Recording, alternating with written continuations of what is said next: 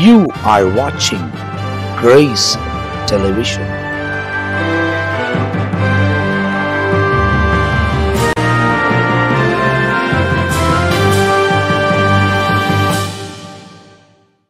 ஆண்டவரும் அருமை இரட்சகராக இயேசு கிறிஸ்துவின் நாமத்தினால் உங்கள் யாவருக்கும் என் அன்பின் வாழ்த்துக்களும் ஸ்தோத்திரங்களையும் நான் தெரிவித்துக் கொள்கிறேன். தேவனுடைய பெரிதான கிருபையால் நித்திய ஜீவன் என்ற இன்னொரு எபிசோடில் உங்களோடு கூட கர்த்தருடைய வார்த்தைகளை பகிர்ந்து கொள்வதில் நாங்கள் மிகுந்த மகிழ்ச்சி அடைகிறோம். தொடர்ந்து நிறைய வேதத்தின் காரியங்களை உங்களோடு கூட பகிர்ந்து கொள்வதற்கு ஆவியானவர் அந்த தருணத்தை கொடுக்கிறபடியால் நான் கர்த்தரை ஸ்தோத்திரிக்கிறேன். தொடர்ச்சியாக நம்ம மத்தியில் பிஷப் ரெவரண்ட் பெனி யோசையா அவர்கள் தன் நேரத்தை ஒதுக்கி வேதத்தை ஆராய்வதற்கு நம்மோடு கூட இருக்கிறதுக்காக நான் கர்த்தரை ஸ்தோத்திரிக்கிறேன். Price Lord pastor. இந்த எபிசோடில் நீங்கள் எங்களோடு கூட இருப்பது எங்களுக்கு ரொம்ப சந்தோஷம். தொடர்ந்து ஒவ்வொரு காரியத்தையும் இந்த நித்திய ஜீவனுக்குள்ளே பிரவேசிக்கிறத நம்ம தியானிக்கும் போது தேவனால் தெரிந்து கொள்ளப்பட்டவர்கள் எப்படி தேவனை விட்டு விலகி போனார்கள், அதே நேரத்தில் தேவனால் தெரிந்து கொள்ளப்பட்டவர்கள் விலகி போகிற சூழ்நிலை இருந்தாலும் எப்படி மனம் திரும்பினார்கள், ஆண்டவர் அவங்களை எப்படி நடத்தினார் என்றதெல்லாம் வேதத்தில் நிறையா காரியங்கள் நம்ம பார்க்குறோம். இப்போ தொடர்ந்து இந்த சவுலின் காரியம் தாவீதின் காரியம்.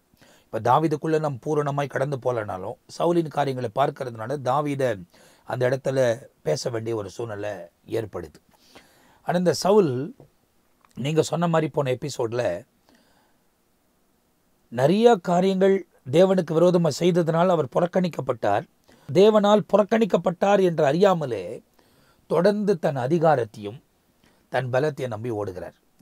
தேவனால் ஏற்படுத்தப்பட்ட தாவீதையும் கொலை செய்யணும்னு யோசிக்கிறார். அதாவது நம்ம வாசிக்கும் போது முதலாவது அவங்க மூத்த மகளை கொடுக்கணும்னு யோசித்தாரு. அதுக்கப்புறமா அது ஆகலை. தாவீது வேண்டாம் அப்படின்னு சொல்கிறாரு. ரெண்டாவது மகளாகிய மீகாவை அவன் விருப்பப்படுறான். இதை தான் அவர் கேட்ட உடனே சந்தோஷப்படுறாருன்றார். ஏன்னா இவனை கல்யாணம் பண்ணி வைப்பதுக்கே காரணம் அவனை கொல்றதுக்கு. ஆமாம், ஏன்னா இவனை எப்படின்னா கொண்டுடணும் அப்படின்றது தான் அவன் யோசிக்கிறான். ஸோ அதனால் அவர் சந்தோஷப்படுறார். ஸோ இது ஒரு கன்னியாக தான் அவனுக்கு கொடுக்குறான்றதும் பைபிளில் எழுதப்பட்டிருக்கு. கன்னி என்பது நம்ம ஒரு வலைன்னு சொல்கிறோம், அதை தான் அவங்க மகளை அவனுக்கு கொடுக்குறான். ஆனால் அவங்க மக இவளை அதிகமாக நேசித்ததுனால தாவீதை தப்பி போகிறதுக்கு வழி பண்ணி அவளை அந்த ஜன்னலிருந்து இறக்கி விட்டா அப்படின்றது பைபிளில் ரொம்ப தெளிவாக இருக்குது. போயிடுறான். அடுத்ததும் இவன் துரத்திட்டு போகிறான். ஏன்னா போன எபிசோடில் நம்ம பார்க்கும்போது தீர்க்கதரிசிகளை அனுப்புகிறாரு, அடுத்தது அடுத்தது அவரே வரார். 3 குரூப் அனுப்பின பிறகு அவரே வரார். தாவீது எங்கன்னு தேடுறாரா. நான் தாவீது அங்கேருந்து அவன் மூலியமாக சொல்லப்பட்ட வார்த்தையை கேட்டு இவன் கொல்ல தான் வந்திருக்கிறான்னு சொல்லி அவர் ஓடுறாரு. தன்னுடைய மகனாகிய அங்கே இவர்கிட்ட, அதாவது யோனத்தான் கிட்ட பேசுகிறார். தன்னுடைய மகனாகிய யோனத்தான் கிட்ட பேசுகிறார். பேசி அந்த இடத்துல சம்பாஷணம் ஆணுவன்னு போக இதே போல சூழ்நிலை ஏன் இவர்களுக்கு உருவாகிறது? ஏன் சவுலுக்கு இப்படிப்பட்ட ஒரு எண்ணம் வரணும்? இதை குறித்து சொல்ல வேண்டும் என்று சொன்னால் மனசாட்சி இல்லாத மனிதன் என்று சொல்லலாம். சரி, மனசாட்சி இல்லாத மனிதன். அதற்கு ஒரு உதாரணம் 1 சாமுவேல் 18வது அதிகாரத்தை எடுத்துக்கொண்டு 12வது வசனத்தை நாம் வாசித்து பார்ப்போம். 1 சாமுவேல் 18வது அதிகாரம் 12வது வசனம். கர்த்தர் தாவீதோடு கூட இருக்கிறார் என்றும் தன்னை விட்டு விலகி போனார் என்றும் சவுல் கண்டு. அப்போ சவுலுக்கு நன்றாக தெரிகிறது. என்னன்னு கேட்டா, என் கூட ஆண்டவர் இல்ல, விலகி போயிட்டாரு, ஆனா தாவீதோடு கூட ஆண்டவர் இருக்கிறார். அப்போ விலகி போன உடனே சவுல் என்ன செய்திருக்கணும்? மனம் கசந்து அழுது ஆண்டவர் கிட்ட அழுது இருக்கணும். இல்ல சாமுவேல் இருந்தார், ஒரு உதவி கேட்டிருக்கணும். எதையும் செய்யல. ஏன்னு கேட்டா, இப்போ தாவீதோடு கூட கர்த்தர் விலகல, ஆனாலும் தாவீது மனம் கசந்து சில வார்த்தைகளை சொல்லுகிறதை நாம் வசனத்தில் வாசிக்கின்றோம். தாவீது பாவம் செய்தான். பாவம் செய்த பிறகு இங்கே வசனத்தில் என்ன சொல்லுகிறார் என்று கேட்டால், உம்முடைய பரிசுத்த ஆவியை என்னை விட்டு எடுத்து கொள்ளாமலும் அப்படின்னு சொல்லிட்டு சங்கீதம் 51வது சங்கீதத்தில் அவர் சொல்லுகிறதாக நாம் வசனத்தில் வாசிக்கின்றோம். 51வது சங்கீதத்தில் நாம் பார்க்கும்போது, தேவனே சுத்த இருதயத்தை என்னிலே சிருஷ்டியும், நிலைவரமான ஆவியை என் உள்ளத்திலே புதுப்பியும், உம்முடைய சமூகத்தை விட்டு என்னை தள்ளாமலும் உமது பரிசுத்த ஆவியை என்னிடத்திலிருந்து எடுத்து கொள்ளாமலும் இரும் என்று சொல்லி அங்கே 51வது சங்கீதம் 10-11 வசனத்துல, அதாவது போன எபிசோட்ல நீங்க பேசும்போது சவுலுக்கு கேட்காமலே ஆண்டவர் புதிய இருதயத்தை கொடுக்கிறார். ஆமா, ஆனா அதை பயன்படுத்தல. ஆனா இவர் கேட்கிறாரு, தப்பு செய்த பிறகு சுத்த இருதயத்தை என்னிலே சிருஷ்டியும், நிலைவரமான ஆவியை என் உள்ளத்திலே புதுப்பியும், உம்முடைய சமூகத்தை விட்டு என்னை தள்ளாமலும் அப்போ அவரை என்ன பண்ணிட்டாரு, சவுலை தள்ளிட்டாரு. அவனை தள்ளி அப்படின்ட்டு வசனத்துல இருக்கு. அப்ப இங்க இவர் என்ன பண்ற, முடிய சமூகத்தை விட்டு என்னை தள்ளாமலும் உடைய பரிசுத்த ஆவியை என்னை விட்டு எடுத்து கொள்ளாமலும் இரும் அப்படின்னு. ஏன்னா ஏற்கனவே இவருக்கு முன்ன ஒரு எக்ஸாம்பிள் வைக்கப்பட்டிருக்கு. ஆமா, ஏன்னா சவுலின் காரியம் கட்டாயம் சாமுவேல் தாவீதுக்கு சொல்லியிருப்பார். ஆமா சொல்லியிருப்பார். பாருப்பா, ஏற்கனவே சவுல் வந்து ராஜாவாக தேவன் தான் அபிஷேகம் பண்ணினாரு, அந்த கதையெல்லாம் சொல்லியிருப்பார்.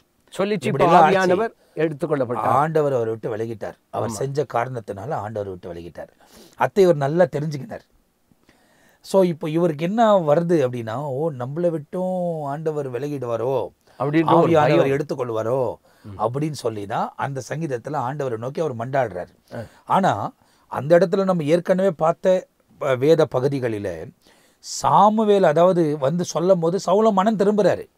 ஆனால் அவர் சொல்றது என்ன, இந்த ஜனங்களுக்கு முன்ன என்னை பெருமைப்படுத்தும், இந்த ஜனங்களுக்கு முன்னே நீர் என்னோடு கூட இருக்கிறீர், என்னோடு கூட வாரும், ஏன்னா இவங்க பார்க்கட்டும், ஏன்னா அவங்களுக்கு முன்னே மேன்மைப்படுத்தும், ஏன்னா வந்து என்னை புறக்கணிப்பாங்க அப்படின்ற மாதிரி மேன்மைக்காக மனம் திரும்புதல் அடைகிறாரு, கர்த்தர் அங்கீகரிக்கிறதுல.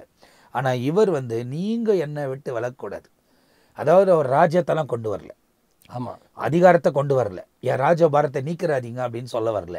அவர் சொல்ற விஷயம் என்னன்னா, நீங்க போதும் போதும், எங்களை விட்டு போயிட வேண்டாம், சுத்த இருதயத்தை எனக்கு தாரும் அப்படின்னு சொல்லிட்டு ஆண்டவரையே நம்பி வாழ்கிற ஒரு அனுபவத்தை காட்டுவதுதான் ஆண்டவர் அவரை குறித்து வந்து எனக்கு என் இருதயத்துக்கு ஏற்றதாசன் என்று சொல்கிறார். அதே நேரத்தில் இங்க பார்க்கும்போது இங்க வசனத்துல வாசித்தோம், தன்னை விட்டு விலகி போனார் என்று சவுலுக்கு தெரிகிறது.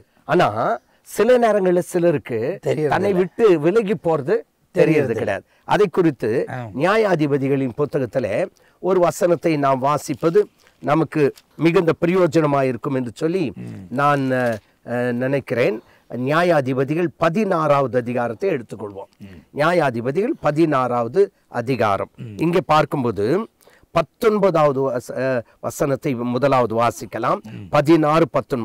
அவள் அவனை தன் மடியிலே நித்திரை செய்ய பண்ணி அவனை அழைத்து அவன் தலையின் 7 ஜாடைகளையும் சிறைப்பித்து அவனை சிறுமைப்படுத்த தொடங்கினான். அவன் பலன் அவனை விட்டு நீங்கிற்று, பலன் நீங்கி விட்டது அப்படின்னு பார்க்கிறோம். ஆனா 20வது வசனத்தை பாருங்க.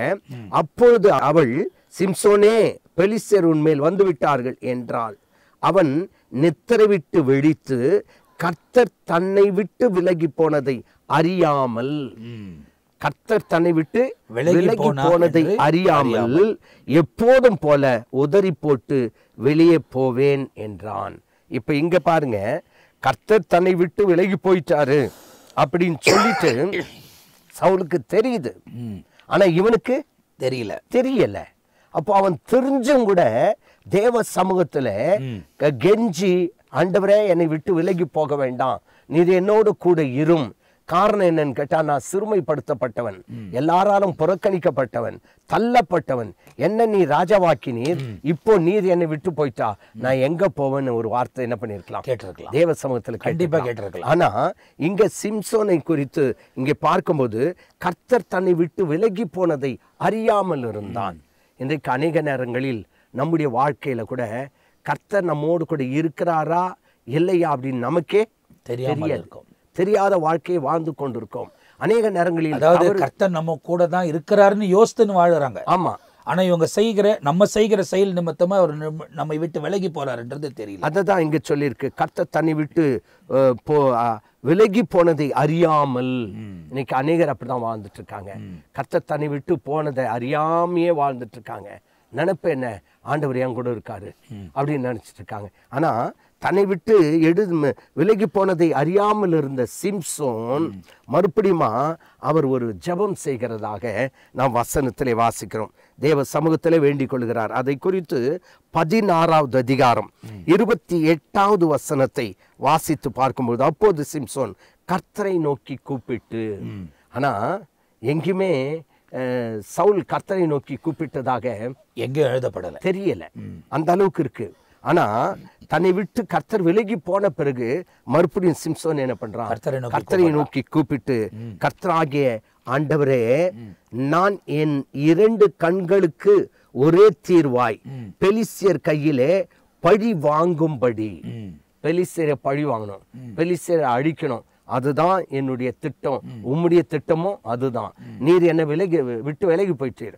அப்படி இருக்கும்போது அவர் பெலிஸ்தியரை கையிலே பழி வாங்கும்படி இந்த ஒரு விசை மாத்திரம், என்ன அழகா இருக்கு பாருங்க, இந்த ஒரு விசை மாத்திரம் என்னை நினைத்தருளும் தேவனே பலப்படுத்தும் என்று சொல்லி அப்படின்னு வாசனம். இப்போ இங்க பாருங்க, இவர் கேட்கிறத பாருங்க, இந்த ஒரு விசை மாத்திரம், இந்த ஒரு விசை மாத்திரம் என்னை நினைத்தருளி. என்ன அழகான வார்த்தை பாருங்க, என்னை நினைத்தருளி தேவனே பலப்படுத்தும் அப்படின்னு சொன்னான். அப்போ வசனம் தெளிவா சொல்லுது, கர்த்தர் அவனை விட்டு என்ன பண்ணிட்டார். இங்க என்ன சொல்லப்பட்டிருக்குன்னு கேட்டா, கர்த்தர் தன்னை விட்டு விலகினதை அறியாமல் அப்படி எழும்புறான். அப்போ உண்மையாக சிம்சோனை விட்டு கர்த்தர் என்ன பண்ணிட்டாருங்க, விலகிட்டாரு. ஆனாலும் அவர் ஆண்டவர்கிட்ட கேட்கிறார், கர்த்தரை நோக்கி அவர் விண்ணப்பம் பண்ணிட்டு, இந்த ஒரு விசை மாத்திரம் என்னை நினைத்தருளும், என்னை பலப்படுத்தும். அருமையான கர்த்தருடைய பிள்ளைகளை, நம்முடைய வாழ்க்கையிலும் நாம் செய்ய வேண்டியது இதுதான். ஒருவேளை கர்த்தரை ஒன்று விட்டு விலகி போயிருக்கலாம், ஆசீர்வாதம் ஒன்று விட்டு விலகி போயிருக்கலாம், சமாதானம் விட்டு விலகி போகலாம். ஆனால் தேவனாகிய கர்த்தர் உன்மேல் இரக்கமுள்ளவராக இருக்கிறார். காரணம் என்னன்னு கேட்டால், கூப்பிடும் யாவருக்கும் அப்படின்ட்டு நம்ம பாட்டு பாடுறோம். கூப்பிடுகிற யாவருக்கும் அவர் பதில் கொடுக்கிற தேவனாய் இருக்கிறார். கூப்பிடுகிற உனக்கும் எனக்கும் அவர் பதில் கொடுக்கிற தேவன். அவர் அந்த சிம்சோனை விட்டு விலகி போனாலும், சிம்சோனை குறித்து இங்கே சொல்லப்பட்டிருக்கிறது, சிம்சோன் கர்த்தரை நோக்கி கூப்பிட்டு, கர்த்தராகிய ஆண்டவரே இந்த ஒரு விசை மாத்திரம் என்னை நினைத்தருளும், என்னை பலப்படுத்தும் என்று கேட்டார். ஆண்டவர் நினைத்தருளினார், பலப்படுத்தினார். அவன் உயிரோடு இருக்க நாட்களில் செய்ததை காட்டிலும் அவர் கடைசியாய் மரிக்கும்போது அநேகரை கொன்று போட்டு இஸ்ரவேலருக்கு ஒரு மீட்பை அவர் கொடுத்தார். கொன்று போடுவதற்கு காரணம் என்ன அப்படின்னா, அந்த ஜனங்கள், பிலிஸ்தீன ஜனங்கள் தேவனுக்கு விரோதமான நிறைய செயல்களில் செயல்பட்டார்கள். அதனால தான் ஆண்டவர் கொன்று போடுகிறார். அப்போ நீங்கள் பார்த்தீங்கன்னா, ஏன் இந்த நாட்களில் அக்கிரமம் செய்துக்கிறவங்களாம் வாழுறாங்க, தேவனுக்கு விருப்பமில்லாத காரியத்தை செய்யக்கூடியவர்கள் எல்லாம் ஏன் வாழ்ந்து கொண்டு இருக்கிறார்கள்னால், இரக்கம் தந்திருக்கிறார். எதுக்கு இரக்கம்? மனம் திரும்பிடுவாங்க அப்படின்றதை எதிர்பார்த்து இரக்கம் தந்திருக்கிறார். அதை நம்ம தவறாக பயன்படுத்தி தொடர்ந்து தொடர்ந்து தொடர்ந்து தொடர்ந்து அப்படியே வாழ்ந்து கொண்டிருப்போம்னால், கடைசி நாட்களிலே நியாய தீர்ப்பில் நிற்கும் போது ஆண்டவர் நம்மை தள்ளிடுவார். நீங்கள் யார் என்று நான் அறியேன் என்று சொல்லிடுவார். அப்போ இதில் ரொம்ப தெளிவாய் நாம் நித்திய ஜீவனுக்குள்ளே பிரவேசிப்பதுக்கு சரியாக இருக்கிறோமா, தேவனோடு கூட வாழ்வதுக்கு நம்ம சரியாக இருக்கிறோமா? ஏன் இதெல்லாம் ஆராய்கிறோம்? ஆனால் தேவன் அழைத்த மனிதர்கள், தேவனால் தெரிந்து கொள்ளப்பட்டவர்கள், தேவனோடு கூட இருக்கக்கூடியவர்கள், தேவனுக்கும் அவங்களுக்கும் ஆரம்பத்தில் தொடர்பு இருந்திருக்கிறது. கர்த்தர் தான் அவங்களை பேர் சொல்லி அழைத்து, கர்த்தர் தான் அவங்களை அபிஷேகம் பண்ணுகிறார். அப்படிப்பட்டவர்கள் சின்ன சின்ன காரியங்களுக்கு தேவனை விட்டு விலகி போகிறத நாம் பார்க்கிறோம். அப்போ இந்த உலகத்தில், இந்த காலத்தில், இப்போ இருக்கிற இந்த நவீனத்துவம் வளர்ந்து கொண்டிருக்கிற இந்த காரியத்தில், நவீனத்துவம் அப்படின்னு சொல்லும் போது டெக்னாலஜி வளர்ந்து கொண்டிருக்கிற இந்த நேரத்தில் எவ்வளோ பேர் தேவனை விட்டு விலகி சொந்த இஷ்டமாக நடக்க ஆரம்பிக்கிறார்கள், சொந்த விருப்பத்தை செய்ய ஆரம்பிக்கிறார்கள். கர்த்தர் பேரைத்தான் சொல்கிறாங்க, ஆண்டவர் தான் சொன்னாருன்றாங்க, ஆனால் சுயதனமாய் சொந்த இஷ்டமாய் நடக்கிறார்கள். அப்போ பாஸ்டர் அவங்க சொல்லும் போது இந்த ரெண்டு சம்பவத்தையும் நீங்கள் பாருங்கள். அவன் விலகி போனதை அறியாமல் சிம்சோன் எழும்புகிறான். இந்த சவுல் விலகி போனதை அறிந்திருக்கிறார், தாவீதோடு கூட இருக்கிறார் என்பதையும் தெரிந்து வைத்திருக்கிறார். அவருக்கு ஒரு மனதுருக்கம் வரல, அவர் ஜெபிக்கணும்னு விருப்பப்படல, எங்கேயும் ஆண்டவரை நோக்கி கூப்பிட்டாரு, ஆண்டவரை தேடினாரு அப்படின்றது பைபிளில் எழுதப்படாத ஒரு விஷயம். அப்போ நீங்கள் நல்ல தெளிவாய் தெரிந்து கொள்ளுங்கள், இன்றைக்கு உங்கள் வாழ்க்கை நிலைமையில் எப்படி இருக்கிறீர்கள். ரொம்ப இன்ட்ரெஸ்டிங்காக இருக்குது பாஸ்டர். நீங்கள் பேசும்போது இந்த ரெண்டு சம்பவங்கள் எல்லாம் நம்ம தியானிக்கும் போது எவ்வளோ சுவாரஸ்யமாய் வேதத்தில் சொல்லப்பட்டிருக்கு. நம்ம மேலாக வேதத்தை வாசித்துட்டு போகிறோம். அதுதான் நீங்கள் ஆரம்பத்தில் சொல்லும் போது, இந்த நித்திய ஜீவன் நிகழ்ச்சி நம்ம ஆரம்பிக்கும் போது அந்த நேரத்தில் சொல்லும் போது, வேத வசனத்தை ஆராய்ந்து அறிவதே நமக்கு நித்திய ஜீவன். ஆராய்ந்து பாருங்கள், அதில் நித்திய ஜீவன் உண்டு. அப்போ இதெல்லாம் நம்ம ஆராய்ந்து பார்த்தா தான் நித்தியத்துக்குள் பிரவேசிக்கிற வழி நமக்கு தெரியும். அது மட்டும் இல்லாம இங்க இன்னொரு சம்பவத்தையும் பாருங்க. சரி, தாவீதுக்குள்ளே கர்த்தர் இருக்கிறார் என்றும், கர்த்தருடைய ஆவி சவுலை விட்டு நீங்கினார், என்று சொல்லி சவுலுக்கு தெரிஞ்சிருந்தும் கூட இந்த சவுல் ஆண்டவரை நோக்கி விண்ணப்பம் பண்ணினதாக எங்கேயும் நம்மால வாசிக்க முடியல. ஆனா நான் பாவம் செய்தேன் அப்படின்னு மட்டும் சொல்றாரு. அது வாயளவுல தான் இருக்கு. ஆனா தாவீதை குறித்து நீங்கள் பார்க்கும்போது, இந்த சவுலை குறித்து பார்க்கும்போது நித்தியத்தை குறித்த அக்கறை அவருக்கு இல்லாமல் தன் பதவியை காத்து கொள்ள வேண்டும், தான் பெரியவன் என்பதை நினைத்து கொள்ள வேண்டும் என்று சொல்லியும், எனக்கு தான் பெருமை சேர்க்கணும் முடிய அந்த பெருமை யாருக்கு வரக்கூடாது, ஆண்டவருக்கு, மற்றவர்களுக்கு வர. இப்ப கூட பாருங்க, இந்த தாவீதை பகைத்தான் அப்படின்னு நாம பார்க்கிறோம். ஏன் பகைத்தான் அப்படின்னு கேட்கும்போது சில விஷயங்களை நாம் ஆராய்ந்து பார்த்தால், எல்லாரும் மக்கள் எல்லாரும், பெண்கள் எல்லாரும் சொல்றாங்க சவுல் கொன்றது 1000, தாவீது கொன்றது 10000 என்று சொல்லி அவர்கள் சொன்னது நிமித்தமாக அங்கே அவனுக்குள்ளே ஒரு பகைமை உணர்வு உள்ளே வந்ததாக நாம் வசனத்திலே வாசிக்கின்றோம். அப்போ நாம் இந்த வேத வசனத்தை சற்றே தியானித்து பார்ப்போம் என்று சொன்னால், பெலிஸ்தியரை குறித்து இங்கே தெளிவாய் நாம் பார்க்கிறோம். என்ன செய்யறாங்க, தாவீது அங்கே ஒரு பெரிய வெற்றி பெற்று கடந்து வருகிறான். அப்ப என்ன செய்யறாங்களாம், 18வது அதிகாரம் 7வது வசனம், அந்த ஸ்திரீகள் ஆடி பாடுகையில் சவுல் கொன்றது 1000, தாவீது கொன்றது 10000 என்று முறையாய் பாடினார்கள். அந்த வார்த்தை சவுலுக்கு விசனமாயிருந்தது. அவன் மிகுந்த எரிச்சல் அடைந்து, தாவீதுக்கு 10000, எனக்கோ 1000 கொடுத்தார்கள், இன்னும் ராஜபாரம் மாத்திரம் அவனுக்கு குறைவாய் இருக்கிறது என்று சொல்லி அந்த நாள் முதற்கொண்டு சவுல் தாவீதை காய்மகரமாய் பார்த்தான். மறுநாளிலே தேவனால் விடப்பட்ட பொல்லாத ஆவி சவுலின் மேல் இறங்கினது. அப்போ அது வரத்துக்கே காரணம் என்னதான், பொறாமை. அப்போ எனக்கு 1000 அவனுக்கு 10000 அப்படின்னு நினைச்சான். அங்கே ஒரு ஆவி, தேவனால் விடப்பட்ட ஒரு ஆவி உள்ளே வந்ததாக. ஏன்னா மொத்தமே ஆண்டவர் ஹேண்டில் பண்றாரு. ஆமா, ஒவ்வொரு திட்டத்தையும் ஆண்டவர் தான் ஹேண்டில் பண்றாரு. ஏன்னா ஏற்கனவே நம்ம தியானித்த அந்த முந்தின எபிசோடுகளில ஆண்டவர் சாமுவேல் கிட்ட சொல்றாரு, இனி ஏன் ஒன்னும் அழுதுட்டு இருக்கிற, நானும் அவனை புறக்கணிச்சிட்டேன், நீ எழுந்து போ, ஈசாவின் மகன ஒருத்தர் இருக்கிறான், அவனை நான் அபிஷேகம் பண்ண போறேன், நான் பார்த்துட்டேன் அடுத்த ராஜாவை, நீ போ அப்படின்னும் போது, அப்ப சாமுவேல் சொல்றாருல, அவன் கேள்விப்பட்ட என்னை கொன்றுவான். ஆமா, அவன் அதை கேள்விப்பட்ட என்னை கொன்றுவான், இல்ல நீ போய் அந்த இடத்துல அதாவது விருந்துக்கு வாங்க. ஆமா, விருந்து, நான் பலியிட போறேன் அப்படி பலிக்கு வாங்க, அந்த பலிக்குல ஒரு விருந்துக்கு வாங்கன்னு கூப்பிடு, அப்போ அவங்க வருவாங்க. அப்ப ஈசாயும் கூப்பிடணும், அப்படி குடும்பத்தாரையும் கூப்பிடணும், அப்போ அவனை கூப்பிட்டு வருவாங்க. ஆனா அந்த இடத்துல நீங்க பாத்தீங்கன்னா எல்லாத்தையும் ஆண்டவர் தான் ஹேண்டில் பண்றாரு, கரெக்டா சொல்லி கொடுக்குறாரு, என்ன பண்ணணும் ஏது பண்ணணும் அப்படின்றத ரொம்ப தெளிவா சொல்லி கொடுக்குறாரு. அப்ப இந்த நாட்களிலும் நமக்கு சொல்லி கொடுக்குறாரு. ஆமா, ஆவியானவர் உதவியோடு கூட நாம் இந்த பிரசன்ட் உலகத்துல நம்மை பாவங்கள் நெருக்கி நிக்கலாம். வசனம் தெளிவாய் சொல்லுகிறது, நான் உனக்கு போதித்து நீ நடக்க வேண்டிய வழி உனக்கு காட்டுவேன், உன்மேல் என் கண்ணை வைத்து உனக்கு ஆலோசனை சொல்வேன். சில இடங்களை பாருங்க, அநேக இடங்கள்ல நீங்க பார்க்கும்போது, நீ போ, நீ செய்ய வேண்டியது அங்க நான் உனக்கு சொல்லுவேன். அது எவ்வளவு அழகா இருக்கு பாருங்களேன். நீ போ, நீ செய்ய வேண்டியதை அங்க நான் உனக்கு சொல்லுவேன் அப்படின்னு சொல்லிட்டு சாமுவேல் இடத்தில் சொல்றார்.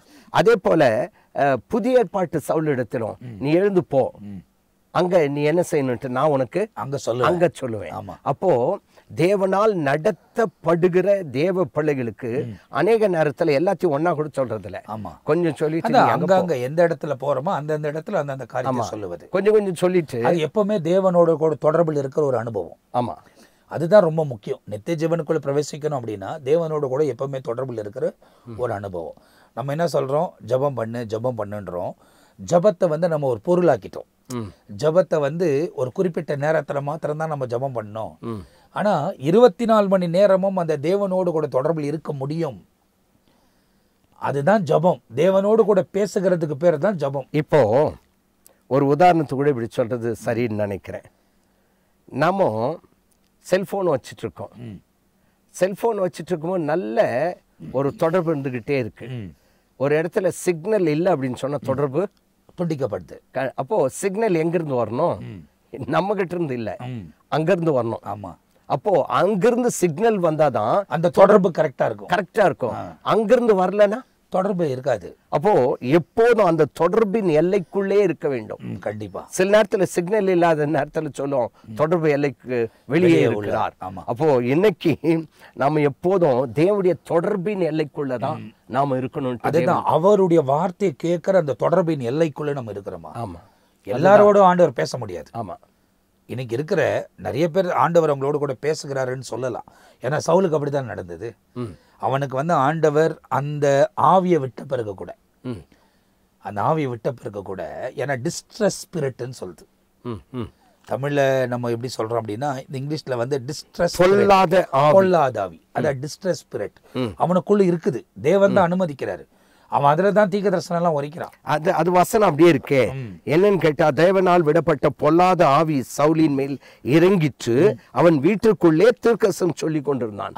அப்ப அந்த ஆவி வந்தா உள்ளவே என்ன பண்றது? தீர்க்க தரிசனம் சொல்றோம். அப்ப இந்த மாதிரி நிறைய பேர் இந்த நாட்களில் இருக்கிறாங்க. ஆமா, நம்ம காலங்களில் இருக்கிறத நம்ம பார்க்கணும். உண்மைதான். ஏன்னு கேட்டா, அவங்க தீர்க்கதரிசனம் சொல்லுவாங்க, பொய்யான தீர்க்கதரிசனம் சொல்லுகிறதை இல்ல. நான் என்ன பொறுத்த வரைக்கும் பாஸ்டர், இந்த தீர்க்க தரிசனம் என்பது வரப்போற மனுஷனுடைய காரியங்களை சொல்லுவதல்ல, நடக்க போகிற சம்பவம் வேதத்தில் எழுதப்பட்டிருக்கிறது எடுத்து உரைக்கிறது தான். அதாவது ஆண்டவர் எல்லாம் துல்லியமா அந்த நேரத்துல அந்த காலத்துல சரியா செய்து முடிக்கிறார். எந்த நேரத்தில் இது நடக்குதுன்றதை அவங்க தெளிவா சொல்லணும். ஆமா, ஆண்டவர் தெளிவுள்ள தேவன். அப்போ அது சொல்லணும்னாக்கா அந்த தேவனோடு கூட அந்த தொடர்புல இருக்கணும், இல்லாவிட்டா சொல்ல முடியாது. அப்போ சாமுவேலை குறித்து பார்க்கும்போது அந்த தேவனோடு கூட சரியான தொடர்பிலே அவர் இருந்ததுனாலதான் தொடர்ந்து தேவன் அவரோடு கூட பேசுகிறதை பார்க்கிறோம். ஆனா இந்த பொல்லாத ஆவி கூட தீர்க்க தரிசனம் உரைக்கும்ன்றது இந்த வசனத்தின் மூலமா தெரியுது. பொல்லாத ஆவின் மூலமா தீர்க்கதரிசனம் உரைக்க முடியும் அப்படின்றது இந்த வசனத்தின் மூலமா தெரியுது. அந்த ஆவி உள்ள வந்ததுனால்தான் அங்க சாமுவேல் மற்ற அங்கே கடந்து சென்றதான வேலையாட்கள் எல்லாரும் தீர்க்கதரிசனம் சொன்னாலும் இவனுக்குள்ளே இருக்கிறது பொல்லாத ஆவி நிமித்தமா தான் என்ன பண்றான், தீர்க்கதரிசனம் சொல்றான். அதுதான் இந்த இன்னைக்கு கூட தீர்க்கதரிசனம் சொல்லக்கூடியவர்கள், நம்ம சுத்தி இருக்கிறவங்கள இருக்கட்டும், எங்கன்னா இருக்கட்டும், தீர்க்கதரிசனம் சொல்லக்கூடியவர்கள் தேவனுடைய ஆவியை பெற்றுதான் சொல்லுகிறார்களா, இல்லை இந்த பொல்லாத ஆவியினால் நிரப்பப்பட்டு சொல்லுகிறார்களான்றது நமக்கு தெரியாத விஷயம். ஆனால் அப்படிப்பட்டவர்கள் பொல்லாத ஆவியை கொண்டு ஒருவேளை தீர்க்க தரிசனம் உரைக்கிறத ஜனங்கள் நம்பி ஏராளமாக அவங்களை நோக்கி போகலாம். அதுக்காகவே போறவங்க அதற்கு காரணம்ன்றது நமக்கு இங்கே ஒரு விளக்கம் தெரியும். அங்க சவுல் அபிஷேகம் செய்யப்பட்ட பிறகு அவர் தீர்க்கதரிசனம் சொன்னார் அப்படின்னு இருக்கு. அப்போ பொல்லாத ஆவி உள்ள இல்ல. ஆனா மறுபடியும் இடையில தான் பொறாமை வந்த உடனே பொல்லாத ஆவி. அப்போ தேவனுடைய ஆவியில் இருக்கும் போதும் தீர்க்க தரிசனம் உரைத்தான். ஆமா, அதுக்கு பிறகு அதே சுவாபம் அவனுக்கு இருக்குது. ஆமா, எதனா சொல்லிடணும். பொல்லாத ஆவி வந்த பிறகும் அதையே பேச ஆரம்பிக்கிறான். அப்போ அது தேவனுக்கு விருப்பம் இல்லாத தீர்க்கதரிசனம். இன்றைக்கு கூட அநேகர் ஆரம்பத்துல நல்ல தீர்க்கதரிசனம் சொல்லி இருக்கலாம், ஏன்னா ஆண்டவரோடு கூட இணைந்து இருந்திருப்பாங்க.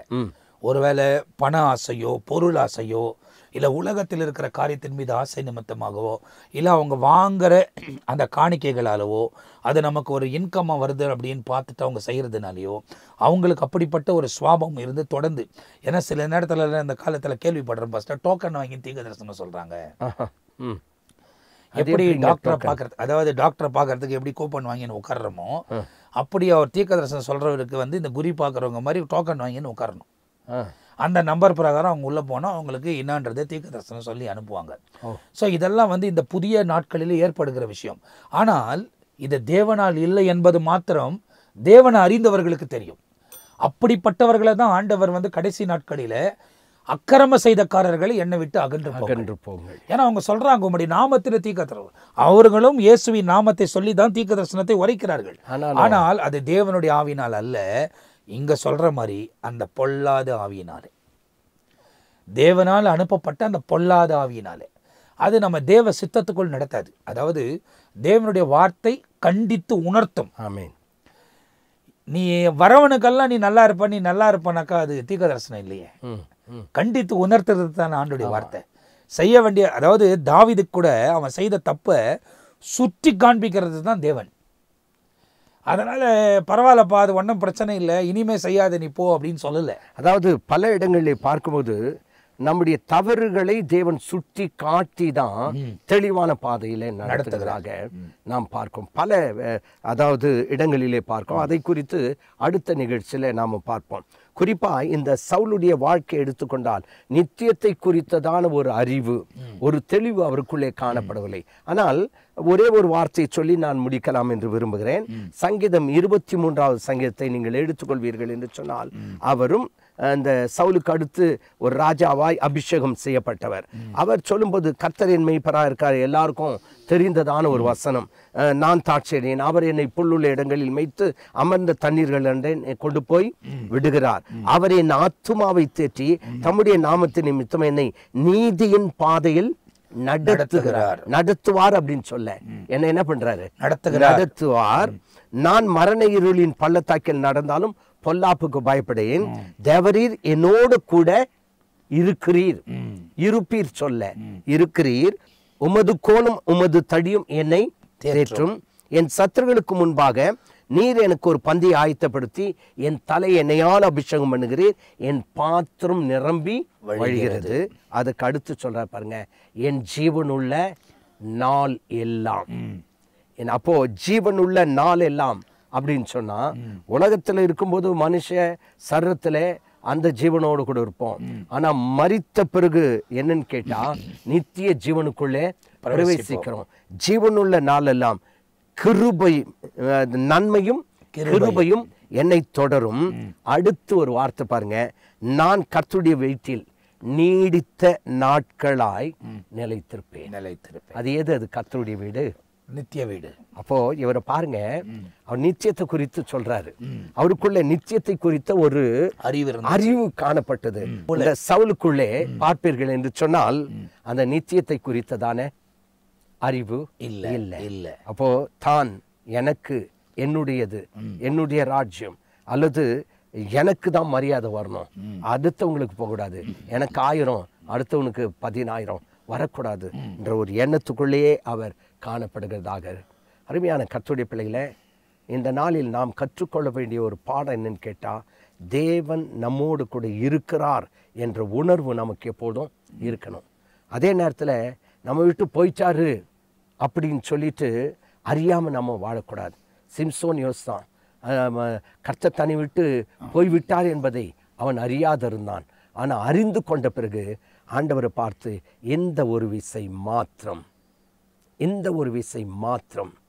என்னை நினைத்தருளும், பலப்படுத்தும் என்று கேட்டது போல நாமும் கூட ஒருவேளை கர்த்தரை விட்டு பின்வாங்கி இருந்தால் இப்போ ஆண்டவர்கிட்ட கேட்கணும், இந்த ஒரு விசை மாத்திரம் என்னை நினைத்தருளும், என்னை பலப்படுத்தும் என்று கேட்டால் நிச்சயமாய் கர்த்தர் பெரிய காரியங்களை செய்வார். அப்போ இந்த இடத்துல நம்ம தொடர்ந்து இந்த சவுல் பண்ண காரியங்கள், தேவனை விட்டு விலகி என்னெல்லாம் அவன் செய்கிறான்.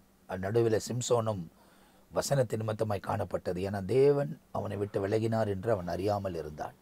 ஆனால் இந்த சவுல் கர்த்தர் அவனை விட்டு அறிந்தார் என்றும் அறிந்திருந்தான், கர்த்தர் தாவீதோடு கூட இருக்கிறார் என்பதும் அவன் அறிந்திருந்தான். ரொம்ப தெளிவாக தெரிந்து கொள்ளணும். எல்லா வார்த்தைகள், அதாவது வெளிப்பாடுகள் சொல்லுவார்கள், ஜெபித்து சில காரியங்கள் வெளிப்படுத்துகிறதை சொல்லுவார்கள். அது தீர்க்க தரிசனம் அல்ல, வெளிப்பாடுகள், அவங்க சொல்லக்கூடிய வெளிப்பாடுகள், ஒரு சின்ன சின்ன காரியம். ஆனால் எப்பவுமே தேவனால் வரக்கூடிய வெளிப்பாடுகள் கண்டித்து உணர்த்தும். நம்ம பண்ணுறதுக்கெல்லாம் சரி சரின்னு சொல்லாது தேவனுடைய விருப்பம். நம்ம ஏதாவது பண்ணிட்டு வந்திருப்போம், ஆனால் அந்த இடத்துக்கு வந்த உடனே கர்த்தர் உன்னை மற்றவர்களுக்கு முன்னே உயர்த்துவார்ன்றது தேவனுடைய வார்த்தை இல்லை. நல்லா தெரிந்து கொள்ளுங்க. ஆண்டவருடைய வசனம் வருமானால் இருபுறமும் கருக்கொள்ளப்பட்டையும், பேசுகிற என்னையும் வெட்டும், கேட்குற உங்களையும் வெட்டும். அதனால் நல்லா தெளிவாக தெரிந்து கொள்ளணும். அவன் தீர்க்க தரிசனம் உரைத்தான், அது தேவனால் அல்ல என்றதை வேதத்தில் துல்லியமாக சொல்லப்பட்டிருக்கிறது. அடுத்தது நம்ம அப்படியே பார்த்துட்டு வரும்போது நம்ம என்ன பார்க்குறோன்னா, எப்போவுமே தேவனோடு கூட தொடர்புள்ள இருக்கிற மனிதர்களாக இருக்கணும். எப்போவுமே அந்த தொடர்பின் எல்லைக்குள் இருக்கணும். அப்போ ஆண்டவர் பேசிகிட்டே இருப்பார். அதுதான் பாஸ்டர் சொல்லும் போது சொன்னாங்க, சவுல் சொல்லும் போது கூட, சவுல் அதாவது புதிய ஏற்பாட்டில் வரக்கூடிய இந்த சவுல் பவுலாய் மாற்றப்பட்டார். அந்த சவுலை ஆண்டவர் சந்திக்கும் போது கூட, உனக்கு சொல்ல வேண்டிய காரியங்கள் அங்கே போ, நான் சொல்கிறேன்னு சொல்லி அனுப்பினார் என்று. அப்போது அந்தந்த நேரத்தில் ஆண்டவர் பேசக்கூடியவர். ஸோ அதனால் ரொம்ப தெளிவாய் இந்த மோசையோடு கூட பாருங்கள், ஒவ்வொரு நாளும் தேவன் பேசி ஜனங்களை எப்படி நடத்தணுன்றதை அவருக்கு போதித்து நடத்தினார். அதே போல் இன்றைக்கும் நாம் தேவனுடைய தொடர்புள்ள இருக்குவோம். அப்போது தான் நித்திய ஜீவனுக்குள்ளே நம்மால் பிரவேசிக்க முடியும். நல்ல தெளிவாக தெரிந்து கொள்ளுங்க, ஜெயம் கொள்ளுகிறவன் தான் நித்திய ஜீவனை சுதந்தரிப்பார். தேவனுக்காக ஜெயிக்கக்கூடியவர்களை நில்லுங்கள். ஆண்டவர் நிச்சயமாய் உங்கள் வாழ்க்கையில் மேன்மையான காரியங்களை செய்வார். இன்னும் ஏராளமான காரியங்கள் இதிலிருந்து நாம் அறிந்து கொள்ள போகிறோம். அன்பு பாஸ்டர் அவங்க தொடர்ச்சியாக நம்மோடு கூட இணைந்து இந்த நிகழ்ச்சியில் நம்மோடு கூட இணைந்து அவர்கள் போதிக்கிறதுக்காக ரொம்ப நன்றி பாஸ்டர். தொடர்ச்சியாக நாம் சில காரியங்களை அடுத்த எபிசோட்லேருந்து பார்ப்போம். தொடர்ந்து நீங்களும் இணைந்திருங்கள். இந்த நித்திய ஜீவனுக்கு ஏற்ற ஒரு வாழ்க்கை இந்த உலகத்தில் வாழ உங்களை அர்ப்பணியுங்கள். நிச்சயமாக ஆண்டவர் மேன்மையான காரியங்களை செய்வார். எனவே அடுத்த எபிசோடில் உங்களை சந்திக்கிற வரை நாங்கள் உங்ககிட்ட இருந்து விடை பெறுகிறோம். கர்த்தர் உங்களை ஆசீர்வதிப்பார். ஆமேன், ஆமேன்.